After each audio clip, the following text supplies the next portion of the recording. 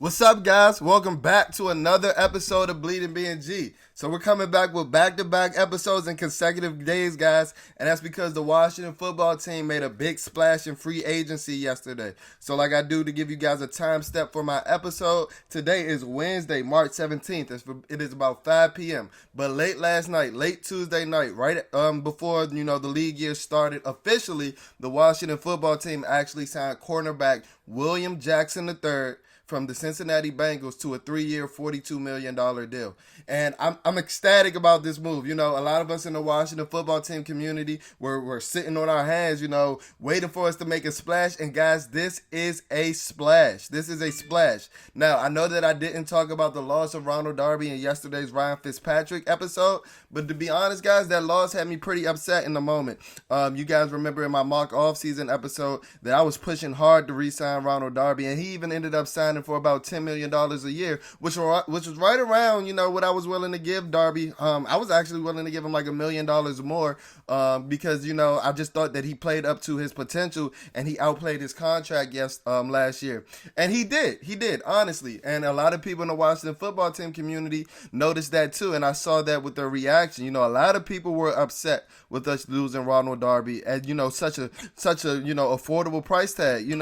Kendall Fuller is making $10 million a year, and I can make an argument that Ronald Darby was actually our best corner towards the end of the season or throughout the entire season. I know Fuller started out hot. What he had, like 4 picks in his first 5 games, but he kind of tapered off towards the end of the season.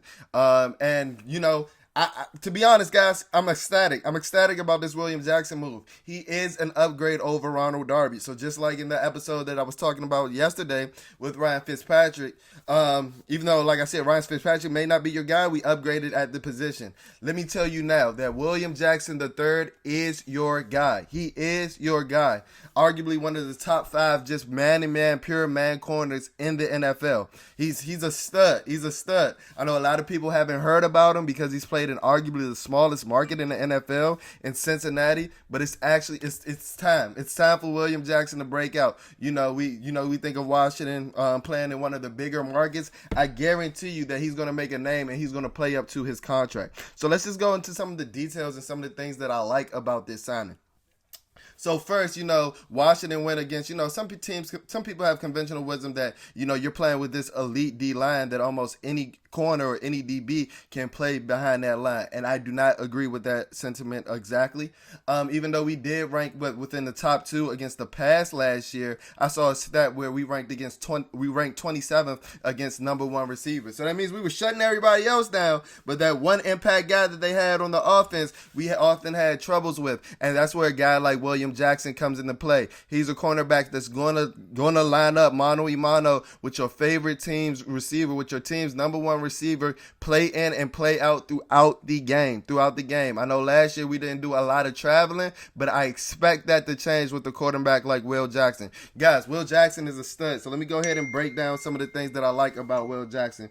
First of all, he's 6 feet, 195 pounds, so he has the prototype dimensions for a corner. But then, guys, he possesses almost a near 32-inch arm length, which is crazy for somebody that size. He walks around. If you ever seen a Cincinnati Bengals game and you seen that corner that walks around with his fingers almost at his knees, with his fingertips almost at his knees, that's William Jackson, number 22. Guys, William Jackson is a stud. You can tell how I'm ecstatic I am about this move because all we did was make the best defense in the division even better. Now, these are the type of defenses I'm seeing created that actually shut teams out. Don't get me wrong. We were amazing as a defense last year, but we weren't historically elite. But a move like William Jackson can put us to that level, guys, because like I said, this is a guy that can match up with your number 1 corner and you don't have to worry about it. Yeah, sure, he may get beat every now and then, but you're playing against, what the cornerback position is probably the hardest job in sports to me. You're running backwards against guys, world-class athletes that's running to you at full speed.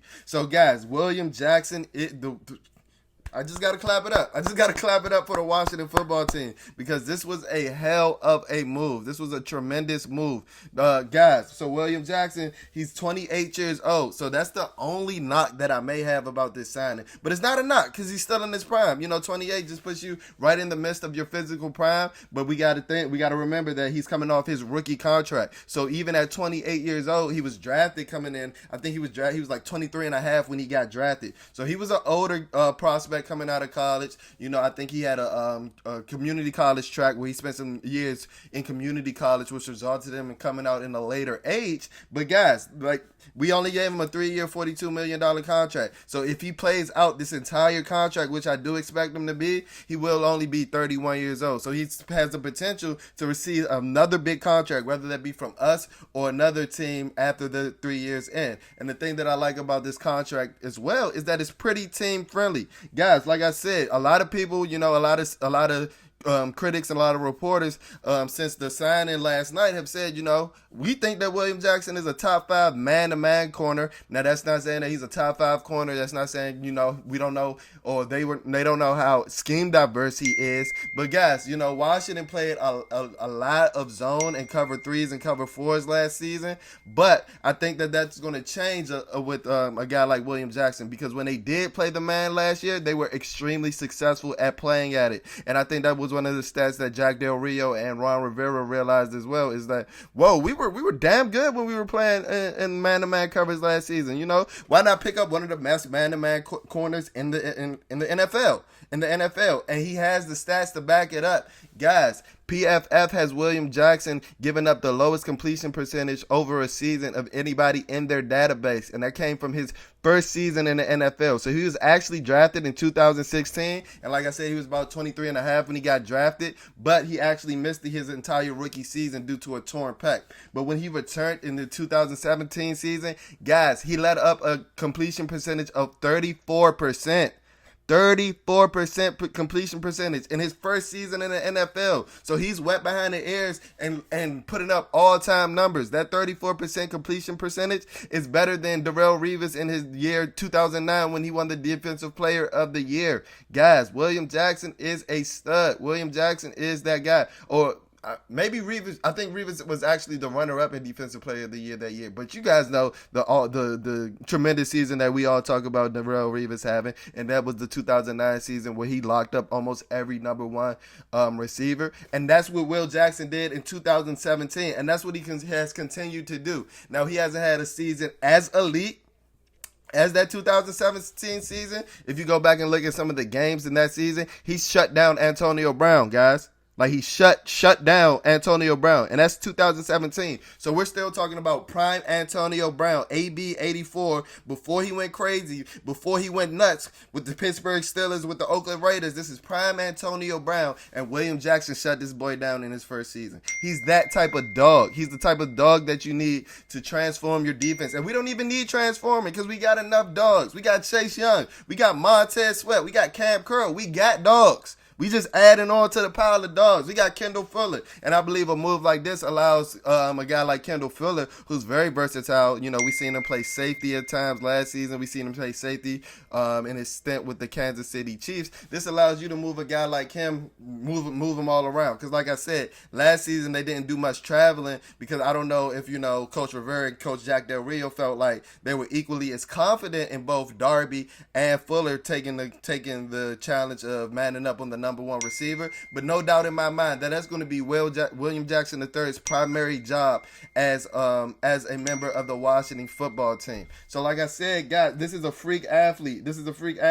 He has the length, he has the size, he has the speed. Coming into the league in the 2016 Combine, he actually ran a 4.37. So he can run with any receiver in the league. And that was one, remember when I said, guys, that was one of my favorite traits about Darby, is that he rarely gets beat deep. I think the longest pass that William Jackson let up this past season was the post to Terry McLaurin, which was about 45 yards, which is a big game, but I think that was the only large game that he got beat over the top last season. And then you combine that with his 44.9 completion percentage that he led up in the 2020 season. He's coming off a strong season. That 44.9 completion percentage rate was third in the NFL. So he's just always, grading out in the top 5, top 10 of completion percentages and passer ratings and things like that. And then, like I said, guys, he signed for $14 million a year. That isn't the number one cornerback on the market money. That isn't at all. He's making the same amount of money along the likes of like Marcus Peters and Trey Waynes and guys like that. So just think about, this is a steal. I love the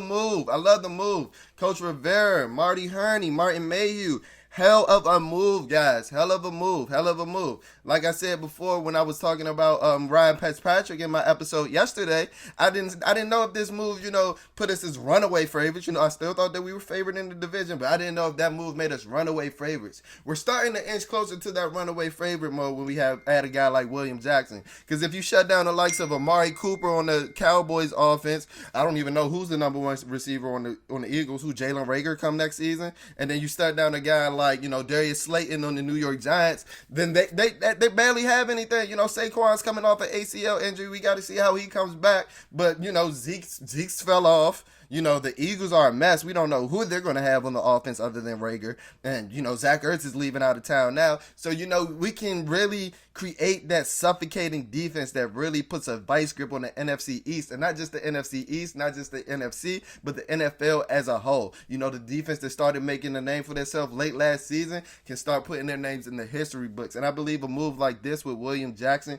does it, guys. So, like I said, he ran a 4.37 at the combine. He also had a 6.86 three-cone shuttle drill, which shows his exceptional quickness for a guy that actually is that long and that lanky. Over the course of the last, 10 years, arm length is something that a lot of scouts have been looking at, because the longer your arms are, the less closing speed that you have to have. But, a guy like William Jackson, a freak athlete like William Jackson, he combines his long arm length with 4.37 closing speed. So, guys, this is a hell of a move for the Washington football team. Like I told you, we're going to be giving you update episodes whenever any big news pushes out. So I know after the news late last night with William Jackson, I know the team actually decided to re-sign Lamar Miller to a one-year deal, and they brought back tackle David Sharp to a league minimum deal as well. Won't spend too much time on them moves because those moves aren't that big of a deal in the hindsight of the roster, even though Lamar Miller has been a good player in the NFL at some point. So maybe he can catch that lightning in the bottle that I was talking about Fitzmagic having and get that spark and maybe compliment, J.D. McKissick and Antonio Gibson. But don't get me wrong, this podcast is all about William Jackson.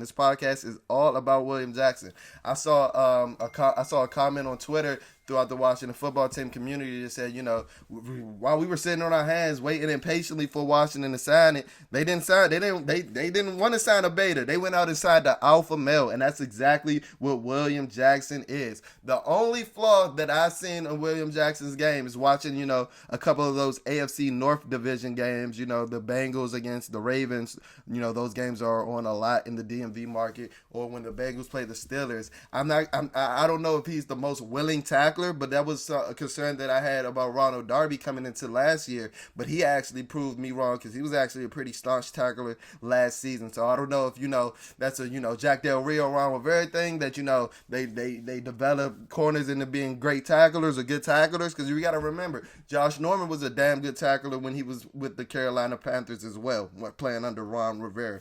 So guys, like this is the move that the move that, like I brought up Josh Norman, the splash that we were looking for Josh Norman to create, the buzz that we were looking for him to have when we signed him 5 years ago. I believe that Will Jackson is actually going to produce those type of results, and he is a difference maker. He is a needle mover. So if you guys can't tell, I'm really excited about this move. Like I said, he's an alpha male. He's one of the few corners that's going to actually play press man. He's physical at the line of scrimmage, and while he doesn't have crazy interception numbers, he only has 3 picks in the 4 seasons that he's played. He has 41 deflections, so he's averaging about 10 pass deflections a year. And then he's the type of corner that teams actually stop throwing his way once If I'm only completing 40% of my passes that way, why am I going to keep throwing there? That's only, the logical decision. So we also got to keep that in mind, because once teams, you got to think, if we target him more, he's bound to have more pass deflections and more interceptions. So guys, I love the move by the Washington football team to sign William Jackson III. Like I said, this contract is very team friendly. It's only 3 years. It's for $14 million. And in 3 years, that's when that D-line gets really expensive. So that's where we're going to really have to start breaking the bank if we want to keep that D-line together. And I'm pretty sure that the front office had that in mind when they were, negotiating with Jackson and his agent and things like that. But guys, I really, really love this move. I think the biggest question now is DeShazier Everett going to have to give up that 22? Because Will Jackson, you can tell he's pretty excited about the move as well. I think he's excited to play in a bigger market where his talent recognition is actually going to get noticed.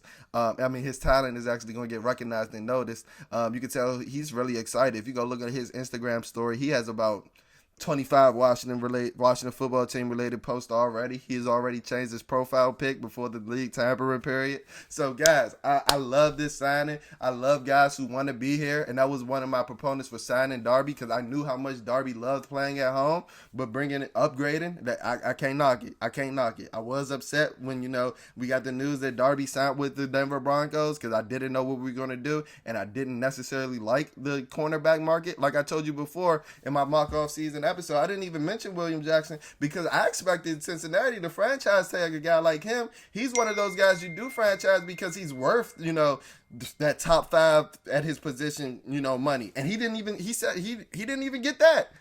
For the yearly value, the guarantee is a really big deal when you're signing long-term deals. And, that guarantee played a huge part in with him signing with Washington. I'm sure of it. But, guys, this is an A+ move for me. Just looking at the potential of what we have on defense. Now, I'm still waiting for us to make some moves on offense. Hopefully a guy like maybe Curtis Samuel, Kenny Galladay still out there on the market. Hopefully we strike big on one of those pieces as well, because we still have tons of cap space. So, guys, that's it for this episode. Remember, I'm going to give you guys update episodes as soon as we're pushing these alerts out. So, remember, as I do at the end of every podcast, please follow our social media pages. The first one is our Instagram, and that's at BleedingBNG. And that's BleedingBNG, BNG. And then our Twitter is a tad bit different. It's at BleedingBNG, but it's only one G. So it's BleedingBNG. And then you can search us on YouTube at BleedingBNG as well. Subscribe to our pages, guys. Remember, like I said yesterday, your feedback is important. I'm always checking the comments on my Apple Music page. I'm always checking the comments in the YouTube section. So please subscribe. Your interactions and your impressions are important. So guys, we're dropping bombs on your heads up. You just got a consecutive episode. Hey, I might be back tomorrow if we make a move. The Washington football team tends to make these moves right when everybody's about to go to sleep. And that's why I'm pushing them out a day later. But hey, I might be back tomorrow if we got another big signing. Maybe Curtis Samuel, something like that. You'll be seeing my face tomorrow. So thank you for tuning in to episode 8 of the Bleeding BNG podcast. See you guys soon. I might be seeing you guys tomorrow. Thank you.